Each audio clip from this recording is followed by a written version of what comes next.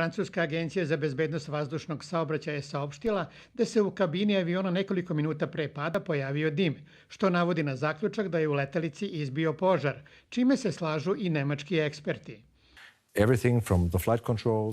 Airbus 320A je avion s bogatom elektronikom koja sve registruje. Poruke koje su poslate upućuju da je vatra izbila u toaletu i da se veoma brzo proširila do kabine. Izgoreli su kablovi, čime je onemogućen rad glavnog kontrolnog kompjutera. Šef francuske diplomatije Jean-Marc Ayrault je tokom susreta sa porodicama poginulih izjavio da nijedna teorija o uzroku pada Airbusa 320 kompanije Egypt Air nije isključena.